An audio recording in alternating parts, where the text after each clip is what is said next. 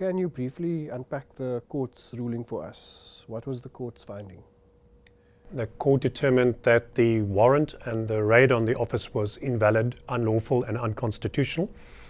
And the court further determined that the full cost of all the legal proceedings and legal counsel should be paid by the defendants, and the national minister will be covering that cost, which means the public of South Africa. And the court also determined that all the devices should be returned, which happened today. Okay. You have previously said the truth will prevail. Has the ruling shown this, and do you feel vindicated by it? I would say yes, because initially it was clear to me that there was something afoot. I'll talk to you in a moment about the sort of early warning we got, but we could see from the social media posts of various people that people were being briefed in the background, and that there was information being shared with some political office bearers, and it appears some journalists, to start fabricating a certain narrative and hype up sensation. And when the raid happened and I saw the warrants for the first time, I realized that there were a number of errors, falsehoods in the warrants, which presumably were placed in the warrants in order to be able to justify the raid. One such error is the claim that I own multiple properties. I own a single property, which is my residential home. The warrant claimed that I owned multiple properties, and also falsely claimed that another person owned one of those properties with me, which is completely false. Now, that's an easy thing to determine in a title deed search or otherwise. So either no effort was made there to establish the truth of that matter, or it was purposefully misrepresented. They also failed to mention the fact that I had months before offered my full cooperation. When these constant social media leaks happened, I secured the services of legal counsel. Legal counsel approached the commercial crimes unit and said to them, JP will fully cooperate. He'll gladly give you access to all the devices. But what I think was desired was a Hollywood-style raid to create the maximum sensation and maximum reputational damage. It was never about getting to the facts. If that was the purpose, there were many more effective ways to do that. Many more ways to determine whether I was in receipt of any funding, which my bank accounts will readily show is not the case. Other ways to get to that information, which I would gladly have shared and offered in writing repeatedly to share. So it does appear that the intention was to make a sensational raid, and that is corroborated by the fact that there were journalists on social media, time-stamped, who started talking about the raid before it even happened, and who started asking questions about it at least an hour before it. So it does appear that there was a well-concerted effort, and the raid was barely underway when journalists started to assemble downstairs with certain political office bearers. So it does look like a fairly well-crafted endeavor. There were many other errors throughout the warrant. Aside from the fact that the magistrate who authorized the warrant had not been informed by the applicants in SAPS that they had been turned down for another warrant, which is a serious issue. There were also significant factual and technical discrepancies. There were major factual misrepresentations. Appended to the warrant was a series of previous warrants used to obtain affidavits used to obtain a warrant on the raid of a facility of the criminal figure they accused me of supporting or aiding. The dates that are mentioned in there are misrepresented in the further application in the affidavit in the next part. So there are serious discrepancies which would either require them to have undertaken the discovery of the same documentation twice, a substantial period apart, or just showed very messy police work. Either way, the way it was done, either with intentional dishonesty or by accident was done in order to justify obtaining a warrant, to create the sense of necessity for the warrant to be obtained. And I think that's quite egregious. It speaks to a purposeful agenda or sloppy police work, which in both cases of which I am severely prejudiced and my reputation needlessly harmed. Okay, Mr. Smith, in your statement after the raid, you said that you had been tipped off that some political actors had been working on a smear campaign and had mobilized a political heat squad against you. Do you still believe this to be true, and has anything more to this regard come to light since then? The answer to that is yes, I still believe that to be true. I've worked with an investigator who's helped me compile a affidavit, which I will submit to SAPS to further the investigation into these individuals, now that we've managed to conclude on the issue of the warrant. So I will be laying or attempting to open criminal charges against some of those individuals identified. Those recordings were sent to me in December, the middle of December, and involved a series of conversations between people, in some cases only two people, and in some cases more, where I was the subject of discussion and where various people opined about how they would be proceeding to deal with me. When the recordings were obtained, the source of the recording said that the goal was to create a trial by media. I think those were their exact words, a trial by media, and that the intention or the belief was not that they would succeed in achieving a conviction, but that they hoped to have me removed from my role as mayoral committee member for safety and security and my roles in the party.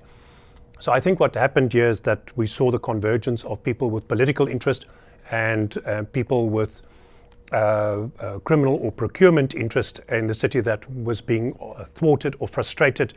And in this recording, one of the speakers refers to it as the circle. In the meantime, I have learnt a lot more. I've had a significant number of people come forward and volunteer information, quite remarkably so.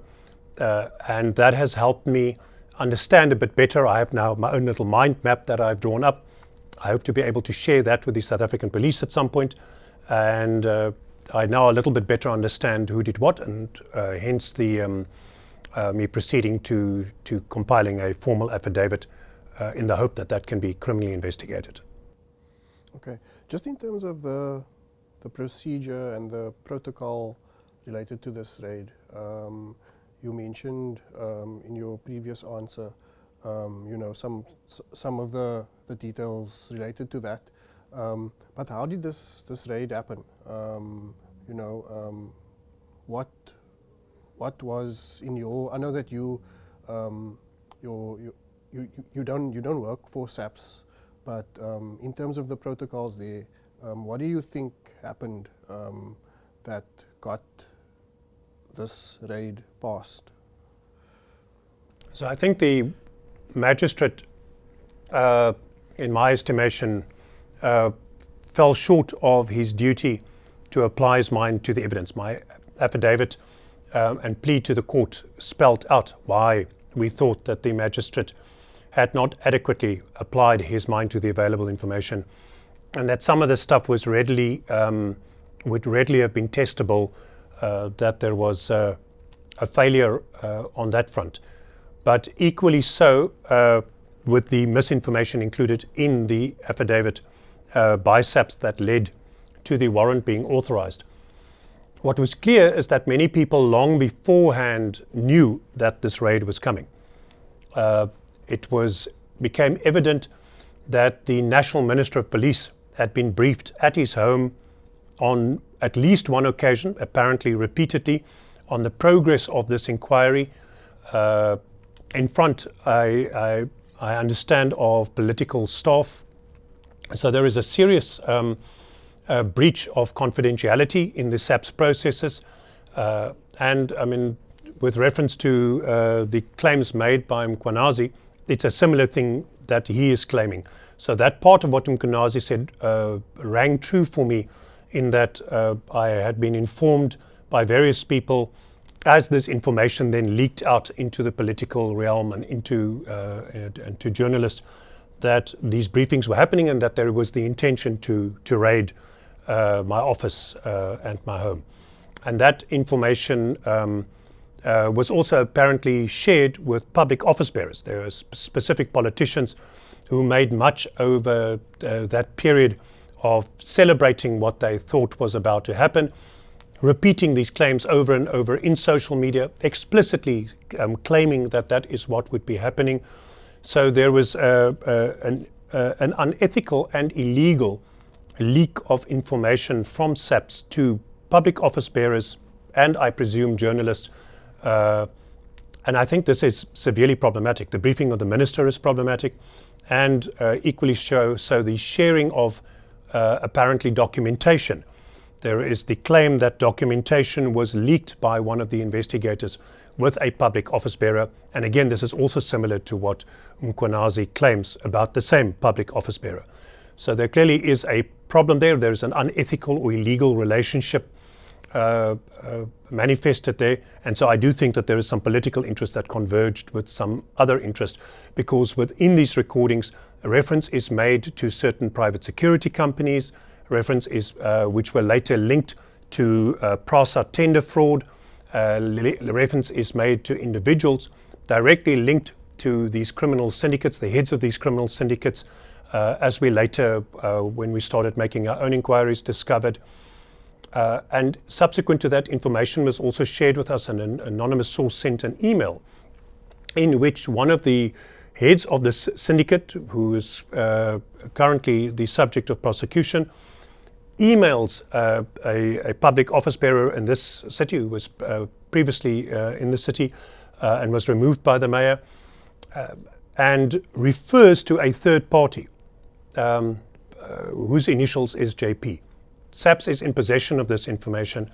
It is part of the affidavits that they're in possession of, and therefore hard for me to understand that the investigating officer came to only one conclusion around who the JP in the ledgers is, when there is another source, anonymous source, that informed us that the JP in fact referenced also the name Jabu Pule, which is a nickname for an individual, and that this is also known to SAPS. This was apparently stated in an affidavit, and all these sources and information came forward after the raid saying, look, we think that this is a miscarriage of justice. You should know this. You should be aware of that information. And then when you go and look at these individuals' profiles on social media, you see the political linkages, you see the linkage to the ANC, you see the linkage to major public figures and office bearers and ministers in the ANC, that this one person is a candidate for the ANC, was a subcontractor for a company operated by one of these syndicates. There is a whole lot of very clear and evident linkages, which it is hard to understand why SAPS did not explore as the logical and evident conclusion, rather than grasping for more exotic outcomes, unless there was either, again, as I said, poor policing work or an entirely different agenda being served. Okay. That being said, EWN this week did some stories related to the taxi industry and the unlawful practice of SAPS members owning minibus taxis. You have taken quite a bit of flack for some of the traffic bylaws, which last year led to dozens of taxis being impounded, and this raid happened quite shortly after those incidents. Do you believe they could be related? So a few weeks ago, we were informed of by a source of a threat, an intention to bring some harm to me. I don't want to be one of these politicians who every 5 minutes claims that they are the subject of a death threat or so. I think that card has been abused too much. But a source informed us of a threat and indicated that the threat, the origin of the threat, was linked to the taxis. So I get a lot of this kind of information, a lot of people who claim these things. It's very hard to dissect fact from fiction, especially if crime intelligence is not speaking to you directly. But it is entirely feasible that people within that industry are unwilling or are keen to avoid any further restrictions being placed on the industry, are keen to avoid us developing more effective means to hold that industry to account. Fines do not make much of an impact on public transport vehicles, especially taxis and minibus taxis. We did in 2023 repurpose our enforcement efforts heavily towards impoundment as a far more effective way to regulate the conduct of those vehicles and the drivers. It definitely is effective, but also was met with a very sharp response, as you indicated, from that sector. We have now resuscitated those provisions under the amended traffic bylaw. It is going out for public comment this week, and we have been alerting the public to the fact that this is coming. It is possible that there are commercial or financial interest linked to criminal interest that would have a cause to try and prevent us and public office bearers involved in that prevent us from doing so. I also said previously that when we were arresting and drug dealers and people we were catching with guns on the street, first in their hundreds, then in their thousands, there was very limited interest from the criminal syndicates. These foot soldiers of theirs are replaceable, it appears. But as soon as we created the Safety and Security Information Management Service, the Safety and Security Investigations Unit, and we started paying attention to the interests of bigger operators, and especially where those had infiltrated the procurement systems of the city and started blocking those interests and defeating their attempts at irregular procurement, that's when the attacks became personal. So I can't help but think that there is a connection there. And that then makes me wonder, if I know that I'm doing the right thing, if I know that throughout all of this I have acted consistently in an attempt to block these illegal interests, which includes conveying information on a former colleague of mine, which was not an easy thing to do. When officials came forward and said something extremely irregular is happening, reporting that to the speaker, reporting that to the police is a difficult thing, because you know it is going to put you in the line for a great deal of conflict and reputational sabotage and so forth. And in fact, a colleague of mine said to me when I was complaining about what happened, said, "What did you think was going to happen? This is the logical conclusion if you enter this fray. If death threats don't deter you, reputational assassination is the next resort." And without likening or attempting to liken myself to somebody who is a true hero, Babita Deokaran, if you look at the comment by Jeff Wicks in the interview he did last week, he says that the standard playbook now, state capture playbook, is to cause reputational assassination or trash the reputation with spurious complaints of people who become whistleblowers or get in the way. It ties back into the comments made by the persons who supplied the recordings, who said that the attempt here was trial by media, reputational assassination, and removal from this office, to which I can only say that it doesn't matter whether I'm here or not anymore. The systems that we've established to protect the city, it's these boosted immune systems that we've developed in terms of doing our own investigations and not being dependent on SAP's investigations to alert us when something is wrong. Those will proceed regardless of whether I am here or not. Those are of an independent existence. They are not going anywhere. They are supported by the mayor, the city manager, our forensic processes and our procurement processes, and they will continue. So it doesn't matter whether I'm here or not. We have taken much more effective action at blocking these syndicates from enriching themselves at the expense of the city. And I can only imagine what is going on in other cities around South Africa who have not developed this capacity and are not taking these steps to protect themselves. I can only imagine how severe the problems in those cities are, but these are not being spoken about because they're not being flushed out in the open. Okay. What do you have to say to your detractors and the people who were seemingly behind this raid? So with many of these detractors, I am quite conflicted. I'm not prone to conspiracies. So the things I've had to say to you sit uncomfortably and unnatural with me. I'm not somebody who likes to ascribe to conspiracy what can more logically be ascribed to simple incompetence. So I find myself wrestling with the individuals in the police. I say, it's not clear in my mind whether they got fed bad information and there was a lack of follow through on these investigations, that they were too readily eager to level that attack at me. And remember, some of these investigating officers are the same persons I supplied information to previously. So whether they just got bad information and they were ticking the boxes going through the investigative process and perhaps applied inadequate care, or whether they acted with malicious intent, whether they're part of something else and are fueled by other motives. It's hard for me to know. I believe that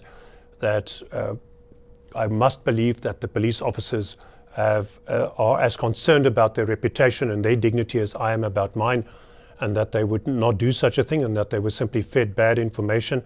But that also compelled me to defend myself, go to the court, expose the weaknesses and the falsehoods in their claims, to have this withdrawn. And I understand that SAPS proceed with the investigation, and I'm very supportive of that. I want to see those who are responsible for procurement fraud, for extortion, for any kind of empowerment of the syndicates that make life in our city difficult for many communities. I'm keen to see those persons brought to book, held to account, and for justice to prevail with them. And the city will continue to aid. We have, in the last months, those same Safety and Security Investigations Unit, which we assembled, has constantly supplied SAPS with more and new information to aid in their investigations, as we are constantly finding new linkages within the city's information and from informants coming forward to the city. I worked very hard to establish that capacity. It would be nonsensical for me to work so hard on establishing that capacity, at one point being threatened with criminal prosecution for doing so, and at having a previous mayor of the city shut down those units, so that the establishment of that capacity became a big conflict point between me and that mayor. It would be nonsensical to fight year on year for extra budget for that service to develop this investigative capacity if I was in the process exposing myself to greater risk. So that would be crazy. And so the simple answer is, I have done everything I can to safeguard our city and its citizens. And so I can only believe that people who drove this had some intention to prevent that from happening. The only other available explanation is very sloppy police work that did not seek to secure the truth and was hasty in trying to attack my reputation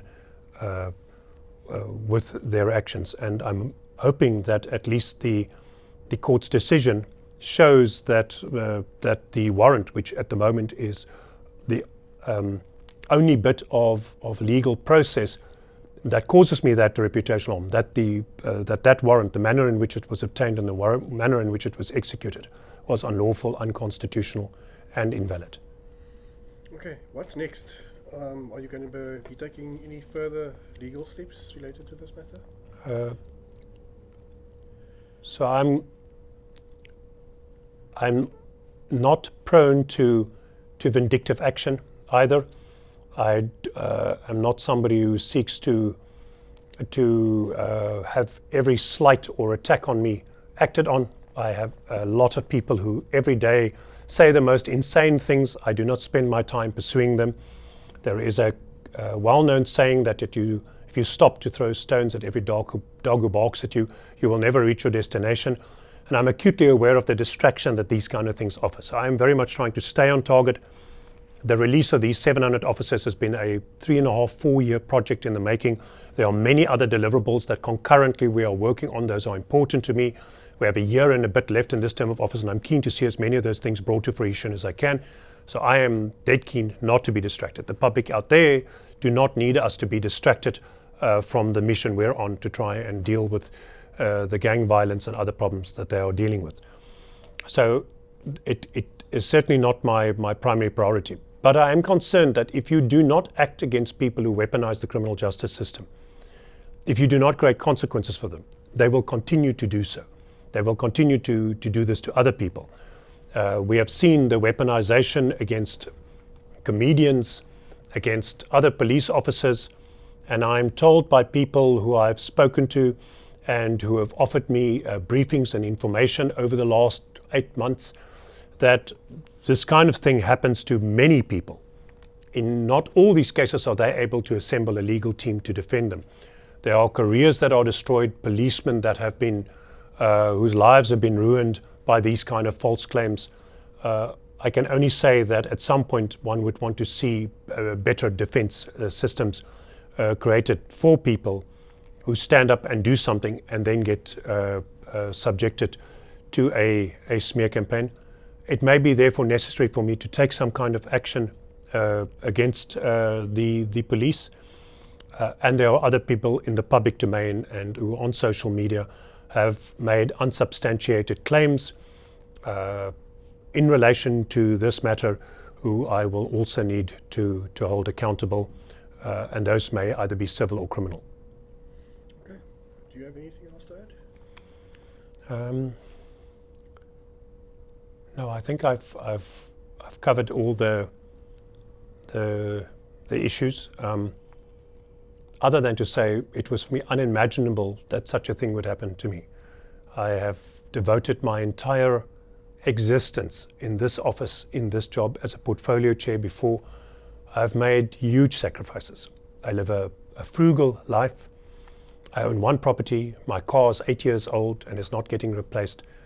I don't go away on international holidays or even domestic holidays. I live a very frugal life. And the idea that such a claim would even be leveled against me is deeply hurtful, especially by the people who one sees as partners in this endeavor. I look at SAPS as partners. They are people who I defend. My actions are calculated to bring them relief. When we fight with national government, it's for more resources for SAPS. When the provincial commissioner calls, as he frequently does, to ask for electricity connection for this facility or additional forces for that facility, I'm the first one to relay that request to our senior management and to push for additional resources, in this case over 200 officers per day, to help quell gang violence flare-ups. When they ask for facilities, I'm the one who will go and fight to even prejudice our own services and our own convenience for the benefit of SAP. So it is very hard to see, after you do that, your partner turn on you so willingly. But I also accept that SAPS is not a monolithic entity. When people talk about the police or this city, it's not a single entity. There are many different people who do many different things and act with many different motives and agendas.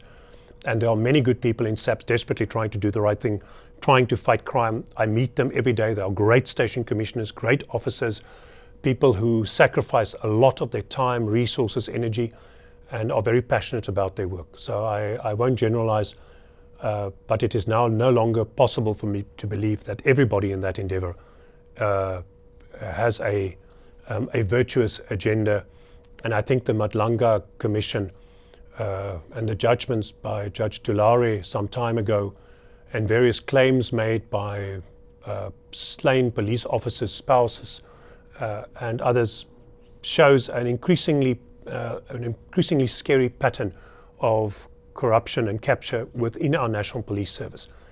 And if that is true and if it continues to go on unchecked, it won't just be me who suffers as a consequence of this kind of action.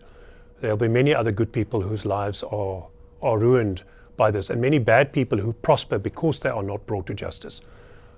And so I do hope that the acting minister, the Madlanga Commission, and our state president are going to do everything possible to make sure that SAPS is again an entity that we can completely and fully be proud of everything it does and all of its actions.